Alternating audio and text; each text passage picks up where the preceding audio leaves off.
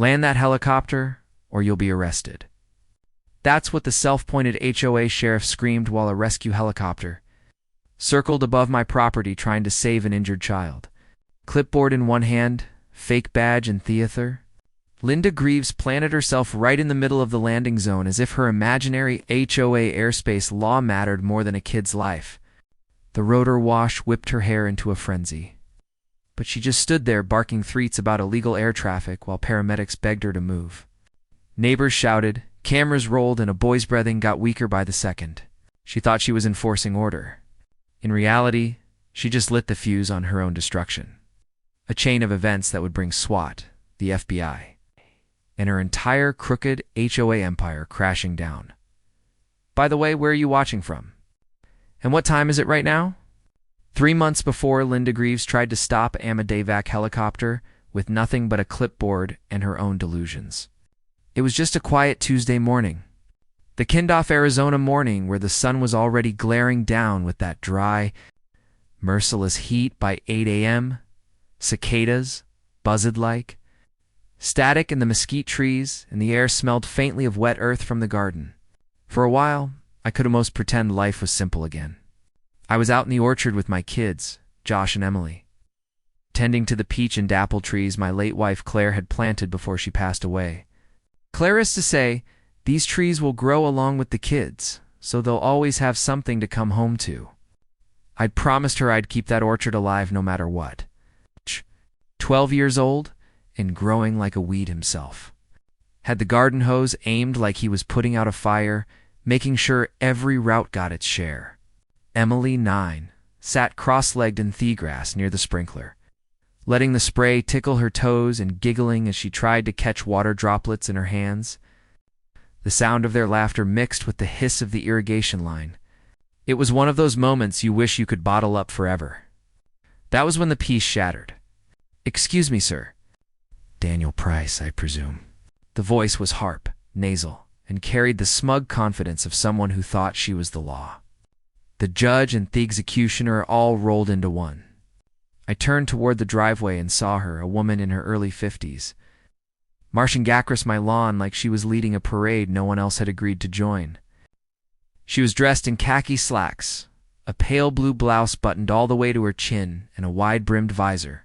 Tucked under, her arm was a clipboard, and at her hip dangled a measuring tape like some kind of suburban gunslinger's holster. The name tag on her chest read, L. Greaves, HOA Compliance Officer. Linda stomped 2 feet away from me and adjusted her glasses like she was preparing to deliver a diagnosis no one wanted. "You err in violation of Article 9.2 of the Coyote Ridge Estates Community Standards," she announced. "Your fruit trees exceed the 4 feet height restriction along property boundaries." I just stared at her for a second, making sure I'd heard right. "Ma'am, this house was built in 1991. Claire and I bought it 5 years ago. Long before this HOA even existed. These trees have been here since the 90s. Josh had stopped watering and wassaging closer to me, his eyes narrowing at this stranger barking orders in our backyard. Emily was still giggling at Sprinkler, oblivious, which was probably for the best. Linda ignored my point entirely and began scribbling and mething on her clipboard. Her pen strokes exaggerated like she was signing a royal decree. "Mr. Price, the Coyote Ridge HOA was formally incorporated in 2020. Our standards apply retroactively to all properties within our boundaries. You have 48 hours to remove Thenon-compliant vegetation or face a $500 fine." Her gaze traveled over the chart, the raised beds, even the compost bin, like she was trying to decide which part of my yard offended her the most. "And just so you're aware," she added with relish, "I'll be conducting a full property assessment in the coming weeks to ensure complete compliance." I opened my mouth to argue, but she was already turning away, her visor bobbing like the prow of a ship. She walked off with the satisfied stride off, someone who thought they'd just scored a victory. That evening, after I'd put the kids to bed, I found an envelope in my mailbox. I assumed it was the violation notice she'd promised. But it was worse, much worse. It wasn't just a fine. It was a summon to county court for serious urban planning violations. The language was so stuffed with legal jargon and official-sounding codes that for a moment I wondered if maybe I was in trouble. But then I thought about Claire, about her planting these trees with Emily strapped to her back. "A booth day," she told me. "No matter what happens to me, keep this garden going. It's the heart of our home." No HOA, especially not one run by a power-drunk woman with a measuring tape, was going to strip away what Claire had left behind. The next morning, with a mug of black coffee in hand, I sat at the kitchen table and started digging into who exactly Linda Greaves was. What I found made my stomach twist. Her Facebook profile was like peering into the mind of a hall monitor who never grew out of middle school. Post after post documented violations in our neighborhood grass, half an inch too long. Mailboxes painted in unauthorized colors. Halloween decorations left up too long. She wrote each post like it was a public service announcement, often attaching grainy, over-zoomed photos. Then I found our pictures. There were shots of Josh shooting hoops in the driveway, Emily drawing chalk flowers on the sidewalk, one of me unloading bags of compost from the truck and then buried among the posts. The one that made my hands clench around my coffee cup until it threatened to crack a photo of Emily, taken through her bedroom window as she got ready for school. The caption read, "Privacy starts with proper window treatments. Community standards apply even to children's rooms." 40 people had liked it. 40 neighbors, or so-called neighbors, thought it was fine for a middle-aged HOA officer to photograph a 9-year-old through her window. That was when I realized this wasn't about fruit trees. It wasn't about property values or community aesthetics. This was about control. About a woman who had found a legal-looking excuse to pry into people's lives and play petty dictator, and if she thought I was going to roll over, she'd pick the wrong dad to mess with. The next step was clear. I need to figure out just how far her obsession went, and I knew exactly who to call. Marcus Hill lived 2 streets over with his grandmother, Edna. He was one of those quiet geniuses you never hear about until you need them. A drawn engineer who could build surveillance gear out of spare phone parts and duct tape if you gave him an hour. We hadn't talked much outside of neighborhood barbecues, but I knew he'd had run-ins with Linda before. When I called him, hadn't even sound surprised. "Dan, I've been wondering when you'd reach out about her," he said, his voice carrying a hint of weary amusement. "She's been harassing my grandmother for months, says her rose bushes are aggressive illifrect." "Marcus," I said. She took a picture of Emily through her bedroom window. "I'm not letting this slide." He went quiet for a moment, then sighed. "Come by my place tomorrow. I've got something you need to see." The following afternoon, I stood in Marcus's garage, surrounded by drone parts, half-built circuit boards, and monitors showing live aerial feeds off different properties. Edna was out back tending her roses, humming to herself, unaware that her garden was apparently a national security threat in Linda's eyes. Marcus turned his laptop toward me and hit play on a video. It showed a bird's-eye view of our neighborhood captured from one of his drones. "See those?" he said, zooming in tiny black dots mounted in trees, on utility poles, even hidden inside of decorative lampposts. "Those are cameras," he continued. "Wireless, weatherproof, night vision, and guess whose property has the most coverage?" I leaned closer, my stomach nodding. "Yours," he said flatly. It hit me like a punch. She wasn't just taking the occasional picture. Linda had built a network to monitor us. Not just me, but other families, especially ones with kids or elderly relatives. Recording someone on private property without consent was a felony in Arizona. Every one of those cameras could mint thousands in fines and prison time. And now, thanks to Marcus, I had proof. He looked at him and said, "Marcus, it's not just about me anymore. She's watching everyone." He nodded grimly. "And the worst part, this is just the surface. I think she's been at it 4 years. I didn't know it then, but that was the moment the war really began." Marcus leaned back in his chair, rubbing his forehead like he was debating whether to even tell me the rest. "Dan, I've seen a lot of shady stuff in my line of work, but this is organized. She's not just nosy. She's running a full-blown surveillance operation under the cover of an HOA." I frowned. "But why? What's the end game here? If she hates trees and gardens so much, she could just hand out fines and move on." Marcus tapped the side of his laptop. Because it's not about the fines. It's about control and maybe leverage. If you know enough about someone's life, their routines, their secrets, you can pressure them into doing what you want. That made my stomach turn. I glanced at the paused video, frozen on a shadow phone of those black dots in a mesquite tree bordering my property. The idea of her sitting somewhere watching my kids play in their own yard like they were part of her private TV show made my skin crawl. I asked the obvious question. Have you gone to the police? Marcus gave a bitter laugh. I tried once 3 years ago. I got pulled over for driving suspiciously in my own neighborhood. 6 hours in county lockup while they tore me Tesla apart looking for drugs. Didn't find a thing, but the damage was done. After that, I keep my head down. Cops around here, let's just say they don't make a big distinction between the good hills and the bad ones. His words hit me hard, but then he pointed to the camera feed again. But this, filming kids in their bedrooms, blocking out old ladies' yards, this is different. This is something I will help with. That night, I went home and checked every inch of Emily's bedroom window. Sure enough, there it was. A tiny matchbox-sized Camara mounted in the old oak tree just outside. Painted to match the bark, screws weathered from months of sun and rain. I stood there with that little black eye in my hand, the wind rustling through the branches. And I realized something that made my jaw tighten. Linda hadn't just started this when the HOA moved in. She'd been watching us since the day we arrived, waiting, taking notes. Claire used to tell Theckids that home was the one place in the world they'd always be safe. And here was this woman turning our refuge into a fishbowl.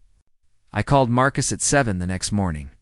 We've got to take this further. He hesitated. Dan, you're asking me to go up against someone who has her hooks in the whole neighborhood, and probably in the county too. I know, I said, but this isn't about fighting the HOA more. This is about protecting kids. Marcus was quiet for a beat, then let out a long sigh. Bring the camera over. When I got to his place, Edna was in the garden again, trimming roses. I couldn't help thinking about how Linda had complained about their aggressive fragrance. The irony of a woman planting spy cameras while whining about thesmal of flowers wasn't lost on me. Marcus took the device from my hand and examined it like a jeweler inspecting a diamond. High-end, 6-month battery life, wireless transmission, night vision. Somebody spent real money on this. He glanced up at me. This isn't some nosy neighbor with a Ring doorbell. Dan, this is tactical. This is federal stuff. That gave me an idea. I called the only law enforcement officer I trusted, Deputy Miguel Alvarez.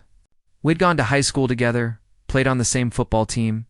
If anyone would hear me out, it was him. We met at Thecony Courthouse. I showed him the camera, the drone footage, and a map Marcus had put together, marking all Then-owned devices. Alvarez whistled low. In Arizona, recording someone on the air-private property without consent is a felony. 10 grand per device, plus 2 years in prison each. And with this many cameras, we're talking 6 figures in damages. Easy. I felt a spark of hope until he added, problem is Linda's bianxing up to the right people. Sheriff's re-election campaign. Mayor's charity events. She's made herself useful. You want to take her down? You'll need evidence so strong, it can't be buried. That night, I couldn't sleep. I sat at the kitchen table thinking about Claire, thinking about the way Emily's face lit up when the peach blossoms came in. And I decided we weren't going to wait for Linda to slip up on her own. We were going to make her the next day. I called Marcus. I've got an idea. We give her exactly what she wants. A chance to catch me breaking Thurls. And we make sure every illegal thing she does in the process is caught in camera. Marcus' slow grin told me he was in. But before we could set the trap, we needed to know who we were really dealing with. That's where Tom Brennan came in. He was a private investigator, ex-state police, the voice like gravel, and a talent for finding the skeletons people tried hardest to hide. 3 days later, Tom slid into a booth at Rusty's Diner and dropped a manila folder in front of me. Your HOA Queen Bee, he said, tapping the folder. She's not Linda Greaves. Her real name's Brenda Kowalski, changed it in 2018. right after getting fired from Pinnacle Security for falsifying safety certifications. Before that, she was selling fake security clearances to anyone with cash until one of her cleared employees robbed his workplace. I opened the folder. The mugshot staring back at me was younger, hair shorter, but the eyes were the same cold marbles I'd seen in my orchard. "That's not all," Tom said. 3 restraining orders from Firmerca workers, all describing the same surveillance, harassment, false police reports, total control freak behavior.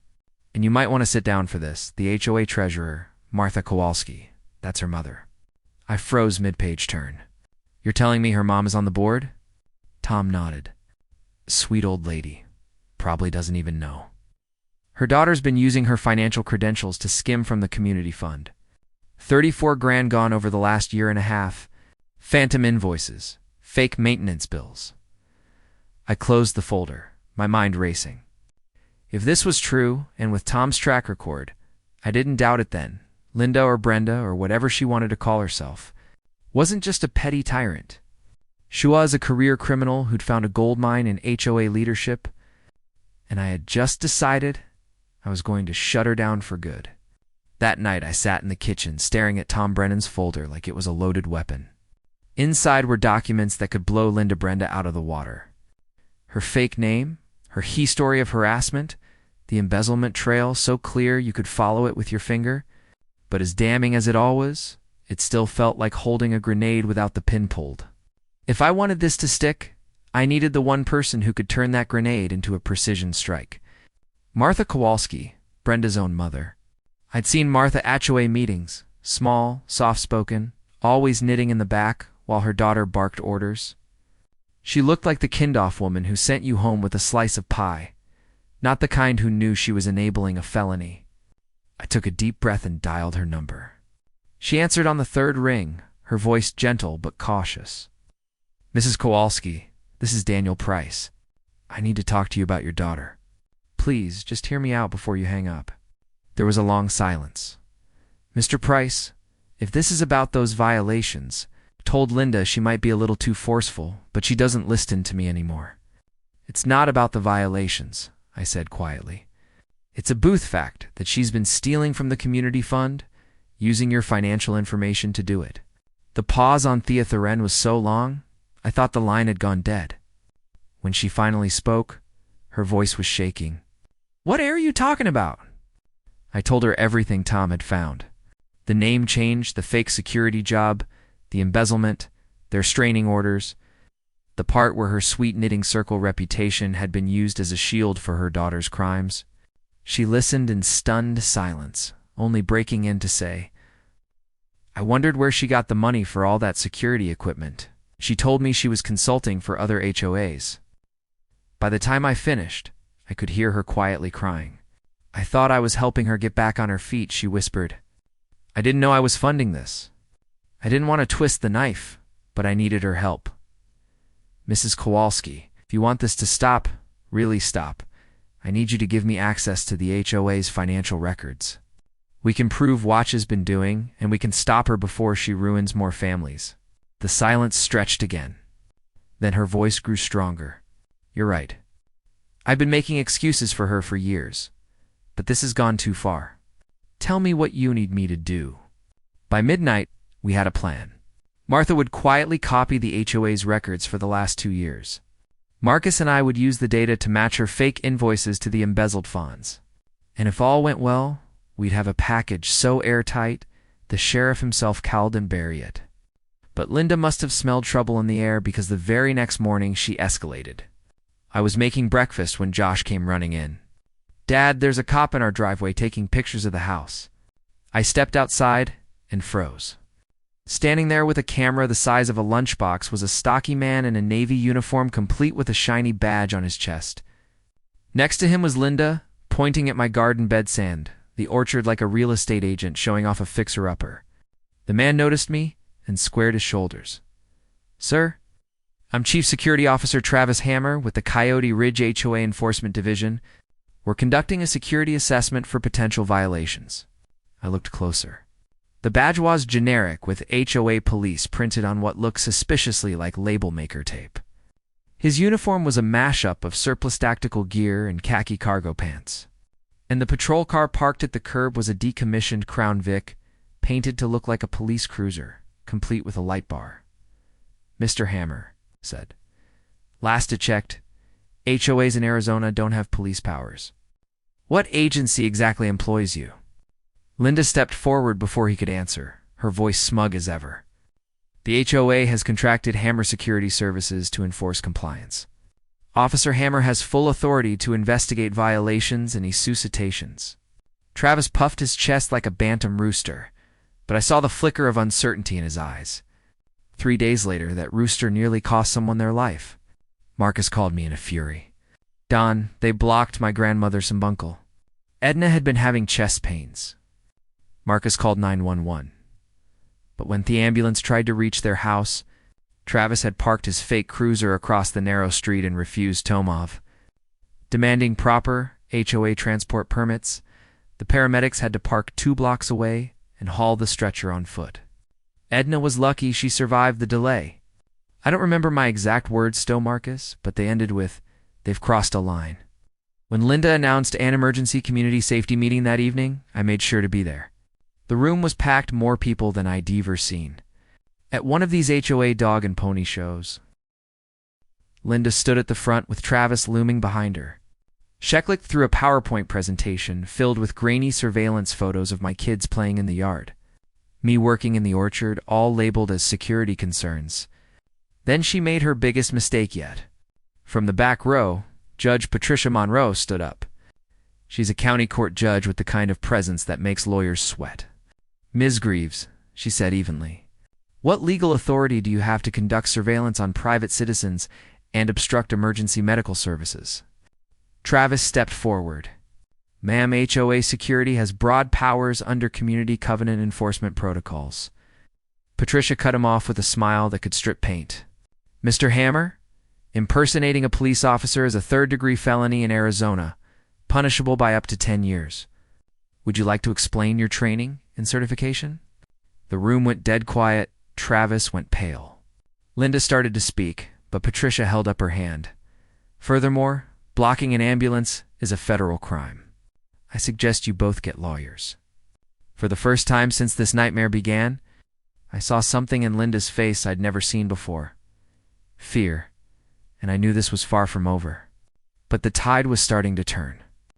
When I walked home from that HOA meeting, the air in the neighborhood felt different. It wasn't exactly friendly, not yet. But there was a shift I could sense in people's eyes. Folks who had been avoiding me for months weren't ducking bent fences or crossing the street anymore. Some even gave me a quick nod as I passed. The fear Linda had spent years cultivating was starting to crack, and the humiliation Patricia Monroe handed her in public had wedged that crack open. But if I've learned anything about people like Linda Greaves, it's this. They don't fold when cornered. They flail. They lash out. And when they're desperate, they can get dangerous. The very next morning, I woke up to find a strip of yellow tape stretched across my driveway. Not the professional kind you'd see at a real crime scene, but the cheap hardware store variety. Across it in thick black marker were the words "Crime Scene, Sheriff Greaves, Investigation, Do Not Enter." If her goal was to intimidate me, she failed. Honestly, I stood there alone for a good 30 seconds. The tape was crooked. The handwriting looked like it had been scrawled by a bored middle schooler, and she'd actually written sheriff in quotes. Like even, she didn't believe it. Still, the message was clear. She wasn't retreating. If anything, she was going to escalate. And when people like Linda escalate, they also make mistakes. I was counting on that. 2 weeks later, I decided it wasted time to change the conversation. Instead of waiting for Linda to strike again, I wanted to show the neighborhood who I really was. I organized an open garden day at my property, a tradition Claire had dreamed of back when the orchard was just saplings. She used to imagine kids running between the peach trees, learning about compost, picking tomatoes straight from the vine. I figured if neighbors could see what Claire had started, they'd know I wasn't the villain Linda made me out to be. The morning was perfect for it. Blue skies, a light breeze, the smell of basil and rosemary drifting through the air. By 10 a.m., 15 families had shown up. Kids darted between rows of green beans and marigolds, while parents sipped lemonade and made polite small talk. I set up a table with baskets of fresh peaches and jars of homemade jam. And for the first time in a long time, the property felt alive. Deputy Alvarez arrived with his 8-year-old son, Mateo, whose curiosity burned hotter than the Arizona sun. Hepper purred me with questions. Why do you plant marigolds next to tomatoes? What's the difference between compost and mulch? Do earthworms really help the plants grow? I answered them all with a grin, loving every second. For a little while, I forgot about Linda entirely. Then Mateo's attention snagged on the old chicken coop at the far end of Thepperpurdy. Claire had built it years ago during her brief chicken-keeping experiment. Buttwed repurposed the structure as a trellis for climbing beans after the noise of the neighborhood spooked Estheons into early retirement.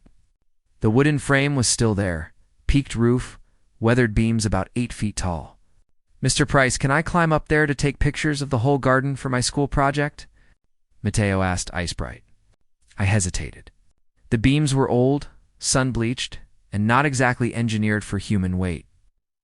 But Mateo was careful, and his dad was right there. I gave him the green light with a warning. Just don't go higher than you can climb down safely. I wish I'd said no. Mattia had just reached about 6 feet when the sharp crack of splitting wood cut through the air. Time slowed. The main beam gave way, sending the top of the structure collapsing sideways. Mateo dropped with it, disappearing into a tangle of wood, chicken wire, and bean vines. The sound of his cry was in auto, stop every conversation cold. Alvarez was at his son's side in an instant, kneeling in the dirt. I rushed over and saw the damage. Mateo's leg bent at an unnatural angle, his chest rising, shallow and uneven. Don't move him, Alvarez barked. His training as a dippetus napping into place. Possible spinal injury, possible internal bleeding. I was already pulling out my phone. The 911 operator picked up on the first ring. I explained the situation. Mivo was tight, and she didn't waste words. Flight for Life is dispatching a UH-60 Blackhawk ETA 7 minutes. Clear a 100 feet square landing zone immediately. Remove anything that could become airborne in the rotor wash. The crowd scattered. Parents grabbed buckets, tools, folding chairs, anything that could be blown into the air. A couple of the dads started moving parked cars out of Theefield. I ran to clear a section of grass at the far end of the orchard. Back near the fallen coop, Alvarez was talking to Mateo in a low, steady voice. Stay with me, buddy. Remember those peaches you wanted to pick next week? You still owe me a peach pie. Remember, I could hear the faint whump-whump-whump of the helicopter's rotors before I could see it. When it came into view, skimming over the rooftops, I felt a surge of relief. We had a clear patch. The medics would land and Mateo would get the care he needed. That's when Linda arrived. She emerged from behind the barn, visor clamped to her head, clipboard in one hand, and something shiny in the other. She strode straight into the middle of the landing zone, hair whipping wildly in the rotor wash, and planted her feet like she was blocking a runaway train. Unauthorized flights require HOA permits, she shouted, her voice somehow managing to cut through the deafening thrum. Land that helicopter and you'll be arrested for illegal air traffic violations. The pilot veered off, banking hard to circle for another approach. Alvarez's head snapped up. Linda, move. My son is dying. Shouldn't flinch. She raised her shiny badge high, the same $12.99 fake from Amazon she'd flashed at the meeting, and bellowed. Sheriff Greaves, HOA Enforcement Division. This is an airspace violation. Something in me broke right then. I yanked my phone from my pocket, opened Facebook, and hit go live.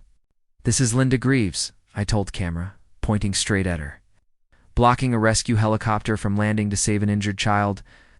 With Insakon's other parents around me had their phones up too. Comments poor Dan. Save Mateo started trending in the live chat. The Blackhawk made a cynote approach, dropping lower. Linda stepped forward again, directly into its path. The pilot had no choice but to pull up. Behind me, Mateo's breathing was shallow, his lips tinged blue. Alvarez started rescue breathing, his face tight with panic, but his hands steady. I could see sweat pouring down his temples, despite the cool wash of air from the helicopter blades. Then the pilot's voice came over the radio loud enough for all of us to hear: civilian interference with a medical emergency. Requesting activation of Federal Obstruction Protocol. The dispatcher didn't hesitate. SWAT deployment authorized. Units inbound.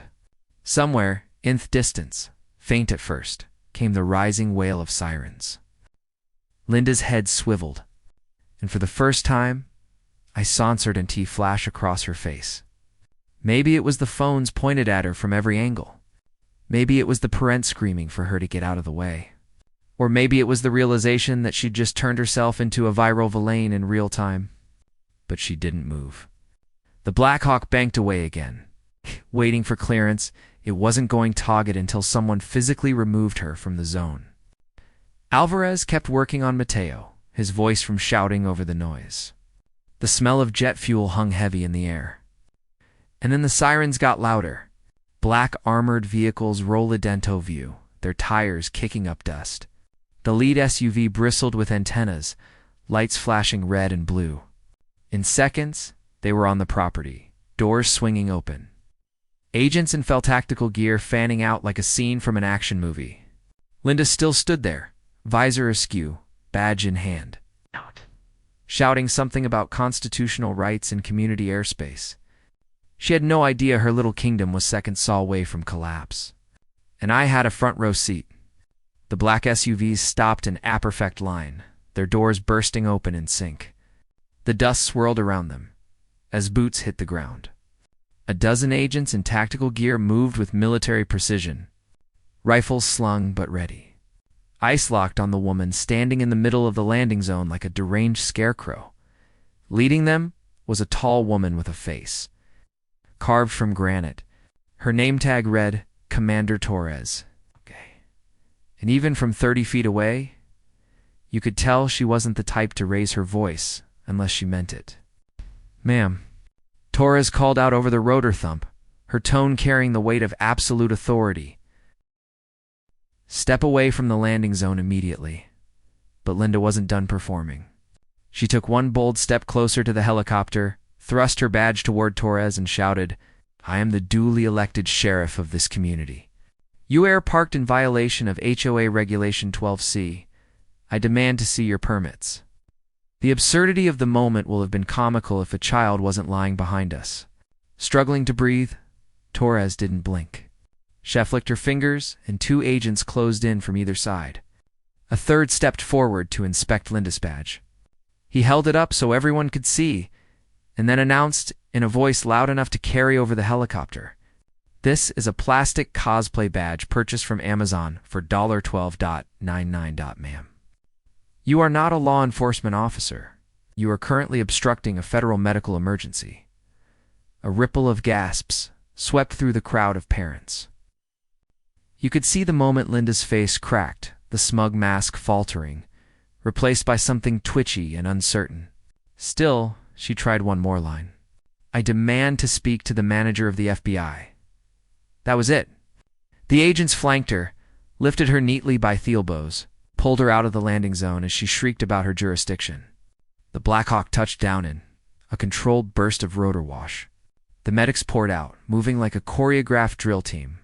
Within 60 seconds, they had Mateo stabilized on a gurney, oxygen mask in place, is running. Deputy Alvarez climbed into the chopper with his son, his face pale but set with grim relief. The helicopter lifted, banking hard toward the trauma center. The crowd clapped, some of them crying, but the show wasn't over. While Linda was being secured in the back of a federal transport SUV, Torres turned toward her team. "Proceed with warranted search of secondary site," she said into her radio. I frowned. Secondary site. That question answered itself when the SWAT convoy roared away from my property, heading toward the Hoklube house 3 miles down the road. Half the neighborhood followed in their own cars. Word spreading like wildfire, the feds were raiding Linda's HQ. When we arrived, Travis Hammer was out front, still wearing his knockoff police gear and leaning on his fake Crown Vic like it was a prize-winning horse. Heist's expression said he had no clue what was coming. "Officer, I think there's been some kind of misunderstanding. He began when Torres stepped out of the lead SUV. "Mr. Hammer," she cut in, eyeing him up and down. "You're under arrest for impersonating a law enforcement officer, interfering with emergency medical services, and about 15 other federal charges will go over downtown." The color drained from his face as agents cuffed him and marched him to a waiting vehicle. Then the clubhouse doors were breached. Within minutes, the scene coming out of that building had the crowd gasping. Down in the basement, the agents had found what looked like a war room for suburban surveillance. 20-plus monitors displayed live feeds from around the neighborhood living rooms, kitchens, bedrooms, kids doing homework, elderly residents making tea, all captured without permission. "This wasn't just nosiness," Marcus murmured beside me. His own phone filming every second. "This is industrial-grade spying." Each feed was labeled with a residentizen and a color code. Green for compliant, yellow for troublemakers, red for priority targets. Agent Martinez from Cybercrimes appeared on Torres's radio. "We've got an AI facial recognition system here, tracking over 200 residents. License plate readers, predictive movement algorithms, full psychological profiles. Whoever set this up wasn't just running an HOA, they were running a Black Ops program." The crowd erupted in shocked chatter. I felt sick to my stomach thinking about Emily's face logged in some twisted database. And the discoveries kept coming behind a fell's wall. The agents found an arsenal that looked like it belonged to a small military unit, semi-automatic rifles, tactical vests embroidered with HOA enforcement, smoke grenades, even riot shields. What in God's name were they planning? I muttered beside me. Patricia Monroe's jaw was tight. Nothing good. But the real gut punch came when the feds cracked open a locked storage room and found rows of safety deposit boxes. Inside $9 million in cash labeled Ask Community Improvement Funds. It was proof of what Tom Brennan had warned me. This wasn't just about control. It weighs about money. A lot of it. And Linda had been laundering it right under everyone's noses. When they finally wheeled out the hard drives and servers, I knew it was over for her. The reign of Sheriff Greaves had ended. But this wasn't just a takedown. It was the beginning of the reckoning. By the time the last of the agents filed out of the HOA clubhouse, the Arizona sun had dipped low enough to paint the parking lot in long orange shadows. But even with the day winding down, the energy in the air was electric. Neighbors who hadn't made eye contact in years were huddled together in small knots, swapping war stories about their own run-ins with Linda and Travis. Some laughed in disbelief. Others shook their heads in quiet anger. For years, Linda had ruled through isolation, keeping everyone too wary of each other to form real connections. Now standing in that parking lot with the FBI methodically hauling out boxes of evidence, those invisible walls finally crumbling. And then through the crowd, I spotted Martha Kowalski. She looked smaller than I remembered from the HOA meetings, thinner, her shoulders slightly hunched, as if she'd been carrying a weight for too long. But her eyes, they were different. Gone was the vague, distracted softness I'd seen when she'd sat knitting in the back of those meetings. Tonight they were sharp, clear, and wet with unshed tears. Clutched against her chest was a small black external hard drive. Without hesitating, she walked straight past the ego-siping neighbors, past the armed agents, and stopped in front of Commander Torres. Her voice was steady, but low. 8 terabytes of financial records. She said, every transaction, every false invoice, every penny Brenda stole from this community and from me. Oh. Torres studied her for a moment. You understand this will be entered as evidence in federal court.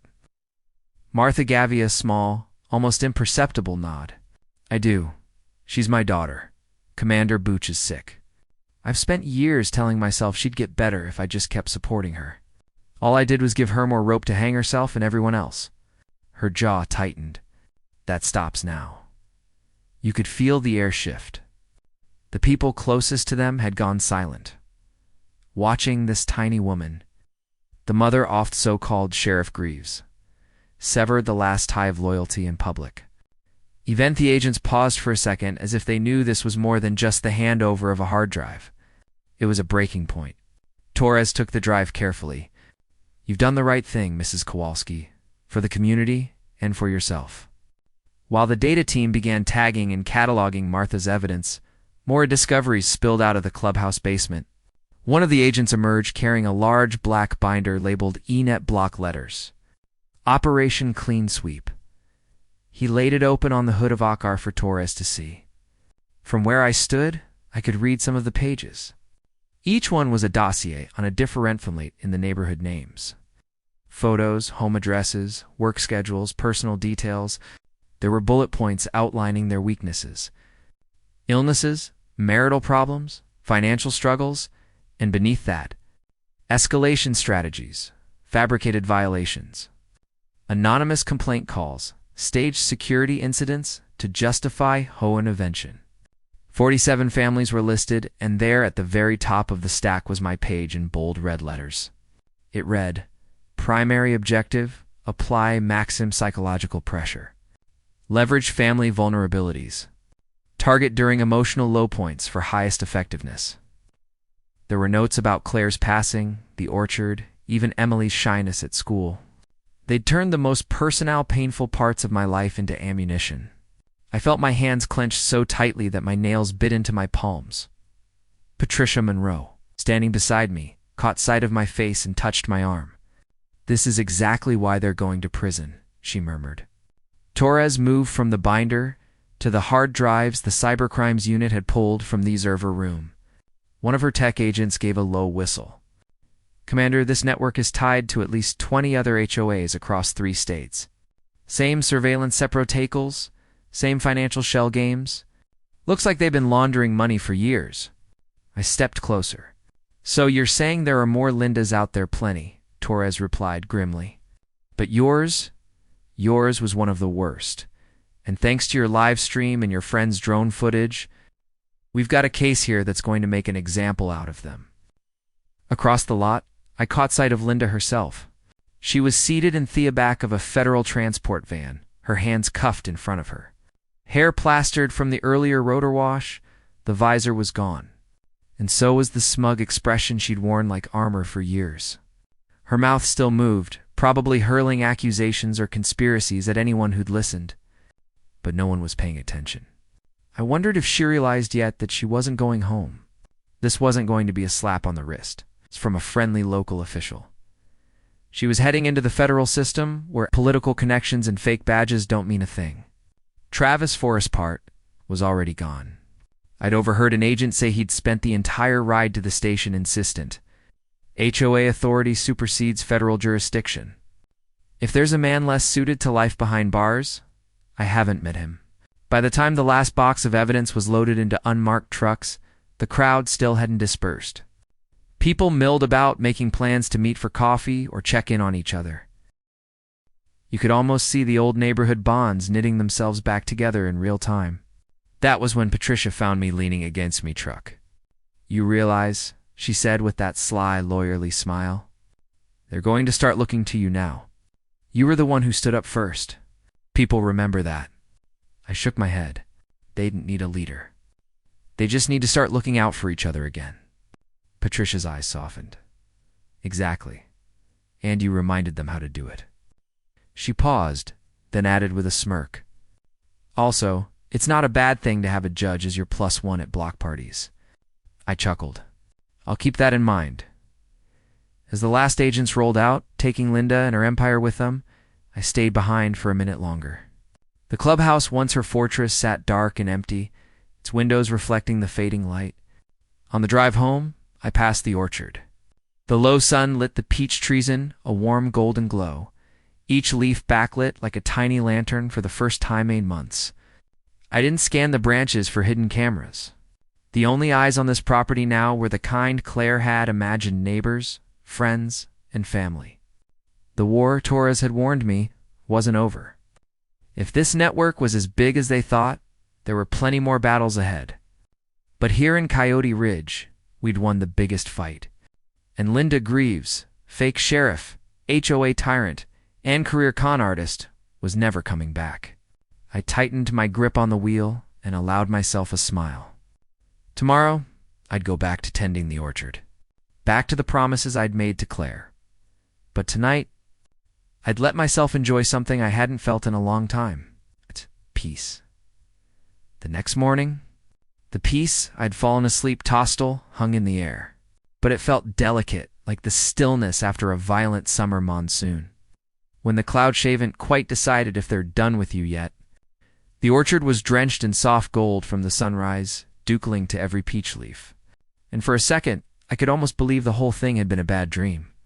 No HOAs, no folk sheriffs, no helicopters circling because a child couldn't breathe. But reality doesn't like to stay quiet for long. At exactly 7:12 a.m., my phone buzzed on the nightstand. A text from Marcus's turn on Channel 4. Right now, still half asleep, I shuffled into the living room, clutching my coffee like it was the only thing keeping me vertical. I clicked on the TV, and there she was. Linda Greaves, in a bright orange jumpsuit, her hands cuffed in front of her, being walked into federal court B2 U.S. Marshals. The visor, the clipboard, this MOG expression, all gone. Her hair hung limp, and her eyes darted nervously toward the cameras lining the courthouse steps.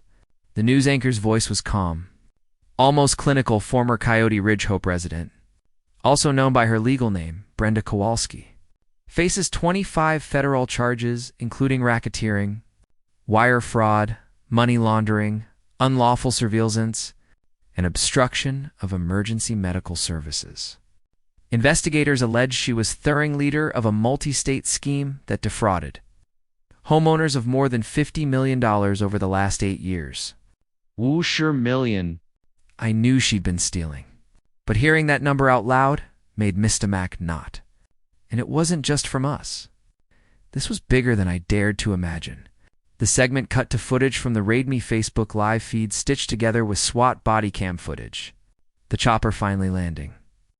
Agents hauling boxes off cash and computers out of the HOA clubhouse. Travis being shoved into the back of a federal van in his fake Pulisiger. It was surreal watching it, as if I were just another viewer. Then an image I'd never seen before appeared.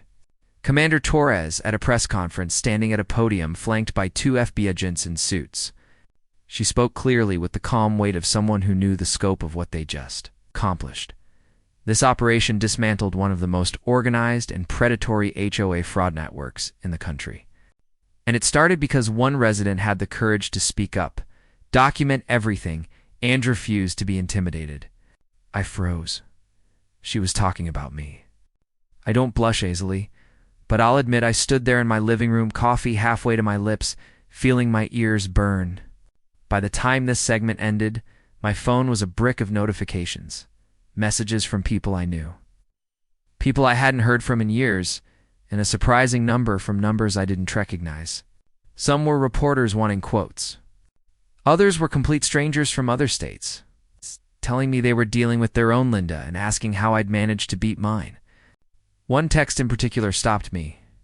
We've been living under this same kind of harassment for years. Your story gives us hope. Thank you. It hit me harder than I expected. For months, I'd been fighting to protect my kids, my late wife's orchard, and my own sanity. Now I was realizing the fight had ripples people were watching. And maybe, just maybe, it meant they could fight back too. I stepped outside to clear my head. The air still held the cool bite of early morning. Josh and Emily were already in the orchard, racing each other between the rows of peach trees, their laughter echoing. For the first time in what felt like forever, it was just laughter. No glances over shoulders, no sudden freezes at the sound of a car slowing near the house. Halfway down the row, I spotted Patricia Monroe leaning against the fence. She'd traded her judge's robes for a wide-brimmed straw hat and jeans. But she still carried herself with the same quiet authority that could make a room fall silent. "You made the news," she said with a wry smile. Weiss. Actually, once as the hero who brought down a criminal HOA president, and once in a segment about how to recognize signs of HOA abuse, I shook my head, still a little dazed. I didn't do it for headlines. "I know," she said. "That's exactly why it matters." She let that think for a moment before adding, "But you also need to understand you're not done." I frowned. Not done. She stepped closer, resting her arms on the fence. "Torres told me last night they have evidence of at least 23 other communities with the same kind of setup. Hidden surveillance, harassment, fake violations. People are going to look to you, Daniel. Not just here, everywhere. The thought was both flattering and exhausting. Patricia, I'm just a guy who grows peaches and fixes broken irrigation lines. She tilted her head, a smirk tugging at her lips, and takes down a multi-state criminal empire in his spare time. I laughed despite myself. That was situational. Her smirk softened into something more serious. Situations shave a way of finding the people who can handle them. And whether you like it or not, you've just been volunteered. That night, after the kids were asleep, I sat at the kitchen table with a legal pad and a pen. I wasn't sure why at first. Maybe it was just the leftover adrenaline. Or maybe it was Patricia's words echoing in my head. I started jotting ideas. A neighborhood association built on cooperation, not control. Workshops on homeowners' rights. A network for people to share resources and advice on fighting abusive HOAs. Templates for legal letters, so no one would have to face these bullies unarmed. It felt ambitious, even a little crazy. But as I wrote, I kept hearing Claire's voice from the first spring we planted the orchard. You don't grow something this big just for yourself. You grow it so everyone can share in the harvest. By the time midnight rolled around, I had a rough outline of a plan. It wasn't perfect, but it was a start. And for the first time since the day Linda Greaves marched across my lawn with her clipboard, I wasn't thinking about defense. I was thinking about building, about making sure no one else would have to go through what we did. The war in Coyote Ridge was over, but I knew deep down my fight was just beginning. To DeSofter sketching out my late-night plan, the first test came sooner than I expected. I was tightening a loose irrigation valve in the orchard when Marcus showed up, holding his phone like it was a live grenade. "You're not going to believe this," he said, handing it to me. On the screen was a Facebook group post frame, a town I'd never heard of in New Mexico. The photo at the top was painfully familiar. A grainy zoom shot of someone's front yard, complete with red circles and arrows marking violations. The caption read, "We're cracking down. All non-compliant yards will face fines or legal action." And the woman who posted it. She was wearing the same smug expression I'd seen on Linda 100 times, right down to that clipboard and weaponized smile. "Her name's Carla," Marcus said. "My cousin lives in that neighborhood. Says she's got cameras in half the houses already." I stared at the photo. Different state, different face, same playbook. That night, I called Patricia. "What do you know about HOAs in New Mexico?" She chuckled softly. "About as much as I know about peaches. Not a lot, but enough to be dangerous." "I think I found another Linda," I told her.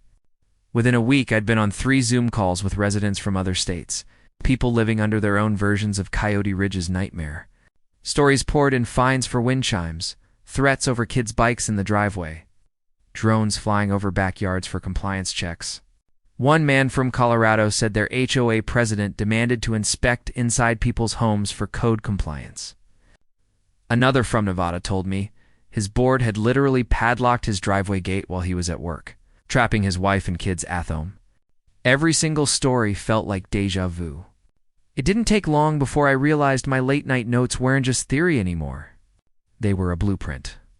The first step was building a central hub, a website where people cowled, share their HOA horror stories, swap legal resources, and connect with others in their area.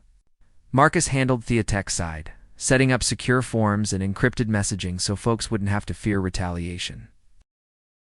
Patricia began drafting plain English guides to state HOA laws. And I started writing up our own case step by step so others could see exactly how we'd built an evidence trail that even Linda couldn't squirm out of. The site went live on a quiet Tuesday morning.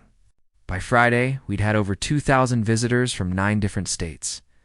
Some were just curious, others were desperate. A few were angry enough to start their own paper trails immediately. One woman from Texas wrote, "Your story gave me the courage to put up my own security cameras. I caught our HOA president trespass last night, taking photos through my kitchen window. I'm meeting with an attorney Monday." Reading that, I felt the same fierce satisfaction I'd felt the night SWAT rolled into Coyote Ridge. But not everyone was thrilled. 2 days after the site launched, a thick envelope landed in my mailbox. No return address. Inside was a single typed page. Mr. Price, you have inserted yourself into matters that do not concern you. Shut down your site or face legal consequences. We will not tolerate your interference. No signature, no letterhead, just the kind of vague blusterithriate that sounded all too familiar. When I showed it to Patricia, she smirked. Congratulations, you've made the right enemies. We didn't take it down. If anything, Marcus doubled the site's security and added a wall of shame section where users could post redacted versions of harassmental tours they'd received from their HOAs. It blew up overnight. Turns out nothing can its people faster than shared indignation. Meanwhile, life in Coyote Ridge was settling into a rhythm I hadn't thought possible 6 months ago. Kids were riding bikes in the street again. Neighbors were planting whatever they wanted in their yards without worrying about measuring tape inspections. And the HOA free zone sign at the entrance had become a minor tourist attraction. People stopped to take pictures next to it like it was a landmark. One Saturday, while I was setting up for the farmer's market stand in the orchard, a man approached me, mid-50s, wiry build, wearing a ball cap pulled low. "You Price?" he asked. "That's me," I said cautiously. He stuck out his hand. "Name's Dennis. I'm from Ridgeview, Utah. Heard about what you did here. We've got our own problem worse, maybe. Wondering if you'd come talk to some folks back home." I hesitated. Traveling to another state to help strangers wasn't exactly on my to-do list. But then I remembered the man from Nevada, the woman from Texas, the hundreds of people who'd sent messages saying they felt trapped. "All right," I said finally. "But I don't do this alone. If I come, I bring my team." Dennis grinned. "That's all we want." That night, I sat in the orchard with Marcus and Patricia, the three of us lit by a single hanging bulb strung between thepitch trees. The kids had gone to bed hours ago. The air smelled faintly of rosemary from the herb garden, and theme of crickets filled the silence between our words. "We've got a chance here," Patricia said, leaning forward. "What happened in Coyote Ridge can be a model, not just for Utah, but anywhere these HOA bullies operate." Marcus tapped the table. "We take it step by step. No heroics, no risks we can't manage. But we make it clear, no one's sentable." I looked at both of them, feeling that same steady determination I'd felt the day I pulled Emily's window camera out of the oak tree. Linda's empire was gone, but the fight was bigger now, and I was ready. 3 weeks later, we were on the road. Marcus drove his old Ford F250 with meriting shotgun, a laptop balanced on my knees, and Patricia following in her sublet boxes of legal templates, HOA bylaws, and copies of the evidence binders from Coyote Ridge. The trip to Ridgeview, Utah, was 9 hours of open desert and occasional bursts of green farmland. Plenty of time for me to wonder what exactly we were walking into. Dennis had been vague on the phone. "It's bad," he'd said. "But folks are scared to talk unless they trust you." When we finally rolled into Ridgeview, the first thing I noticed was how polished everything looked, almost too polished. Every lawn was clipped to the same height. Every mailbox identical. Not a single car sat in a driveway. They were all hidden away in garages. The streets were eerily quiet for a Saturday afternoon. We pulled up to Dennis's place, a modest single story, with a front porch just big enough for 2 chairs. He ushered us inside quickly, like he didn't want the neighbors seeing us linger. In the living room, 6 other residents were waiting. They all looked uneasy way, glancing toward the curtain windows as if expecting someone to burst in. Patricia set her box of documents on the coffee table. "Let's start simple," she said. "Tell us what's been happening." The stories came fast. A woman fined $500 for hanging a wind chime visible from the street. A family threatened with eviction becos. Their teenage son's pickup truck did not align with the community aesthetic. Security patrols photographing residents' backyards without permission. One man swore his HOA president had entered his home unannounced under the excuse of inspecting foundation stability. It was Coyote Ridge, all over again. The intimidation, the overreach, the obsession with control. When Marcus asked about leadership, the room went quiet. Finally, a man named Paul Lindford. "Our president's name is Robert Decker. Retired military, runs the board like a boot camp. And he's got a security guy named Nolan who's unpredictable. That unpredictable turned out to be an understatement. Later that evening, Dennis drove us past the HOA clubhouse, a two-story brick building with dark-tinted windows. In front, a stocky man in tactical gear stood with his arms folded, scanning Thess Street like a sentry. "That's Nolan," Dennis muttered. "He's been known to follow people home if they talk back at meetings." Tricia raised an eyebrow. "Private security claims he's community law enforcement." I didn't need to harm more. We'd seen this movie before, the fake authority, the intimidation, the culture of fear, and I knew exactly how it ended. The next day, we met with a small group of residents willing to be the core of for resistance. Step 1 was education.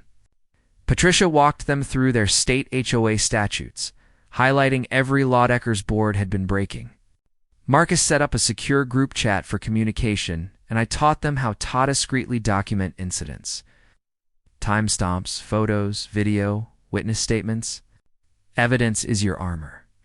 It told them the moment you have enough of it, they can't hide behind intimidation anymore. Over the following week, Wes started getting messages. Daily grainy photos of Nolan trespassing, audio recordings of Decker making threats, scans of HOA invoices with suspicious maintenance charges. It was the same pattern Linda had used, just with a different face and a different zip code. On our last night in Ridgeview, Dennis hosted a backyard barbecue for the small group. As the sun dipped behind the Wasatch Mountains, kids ran barefoot in the grass. Music played low from a portable speaker. And for the first time since we'd arrived, I saw these people laugh without looking over their shoulders. "This is what they're afraid of," Patricia said quietly beside me. Neighbors talking to each other, finding out they're not alone. I nodded. Once you see it, you can't unsee it. And Oncio can't unsee it, they've already lost. When we left the next morning, Dennis shook my hand with a grip that nearly broke my knuckles. "You've given us a fighting chance," he said. "We won't waste it." The drive home was long, but it felt different this time. We weren't just three people from a small Arizona town anymore. We were at the start of something bigger. And somewhere out there, I knew Decker, Nolan, and a very other petty dictator in a polo shirt could feel the ground shifting under their feet. They just didn't know yet how far the cracks would spread. 2 months after we left Ridgeview, the news broke. It started as a short blurb in the Utah State paper, "Ridgeview Hope resident resigns amid investigation." By the following week, it had snowball-a-dinto nightly coverage. Robert Decker and his so-called security officer, Nolan, had been served with restraining orders, accused of multiple counts of trespassing, harassment, and misappropriation of HOA funds. The residents we'd met, Dennis Paul, the woman with the wind chime fines, were sending us updates like proud students passing a final exam. They'd filed a collective complaint with the state's Department of Commerce. It's backed by over 200 pages of evidence. And when deterred to fight back in court, Patricia flew in to sit behind them in the hearing. Her mere presence enough Toma Kim stumble over his own words. Back home in Coyote Ridge, life had settled into something that almost felt like normal. Kids biked past without fear of being cited for reckless play. The orchard had its best peach yield in years. And the HOA free zone sign at the entrance now had a small bronze plaque beneath it. Paid for by neighbors in gratitude to those who stood up, spoke out, and set us free. One cool October evening, we held a harvest dinner in the orchard. Long tables stretched between the peach trees, strung with warm light sat swayed in the breeze. Neighbors brought dishes to share: pecan pies, cornbread, roasted vegetables. Marcus grilled ribs, and Patricia showed up with a picture of her famous sweet tea. Halfway through the night, Emily climbed into one of the tables, still in her overalls and boots, cheeks pink from running around with the other kids. "Daddy," she called, "can I say something?" The crowd quieted. Shell looked out over the neighbors, her voice steady. "Thank you for helping my dad, and for making it so we don't have to be scared anymore." I felt something catch in my throat. I wasn't the only one. I saw more than a few neighbors wipe their eyes. Later, as the sun slipped behind the mountains and the air cooled, I stood at the edge off the orchard, watching everyone laugh, eat, and talk like old friends. For years, Linda's greatest weapon had been isolation, keeping us suspicious of one another, breaking our trust. Now, defenses were down. both literally and in spirit. Patricia joined me, handing me a plate of cobbler. You know, she said, this could work anywhere. What we did here in Ridgeview, there's no reason it can't keep spreading. I nodded slowly. Then we keep going until the Lindas, Deckers, and every other self-appointed tyrant realize they can't win. As Thelator of my neighbors carried through the orchard, I knew one thing for certain. We'd planted something bigger than peaches here. Something that would outlast all of us. And no HOA on Earth was ever going to rip it out by the roots again. If this whole journey taught me anything, it's that power only works when people are too afraid to push back. Linda's clipboard, Decker's security patrol, all their rules and fines. None of it was real authority. It was just intimidation dressed up as law, the moment we stood together. Documented the truth and refused to be silenced, their power crumbled like dry clay. You didn't have to own a peach orchard or have friends in high places to make a difference. All you need is the Caragetto speak up, the patience to gather your proof, the willingness to stand side by side with your neighbors. Bullies, whether they wear a fake badge or sit behind a boardroom table, only win if we let them. So if you've been through something like this, share your story in the comments. If you believe in standing up to injustice, hit that like button and subscribe, not just to follow my journey, but to join a growing community that refuses to be pushed around, because together we're not just fighting back. We're taking back what's ours.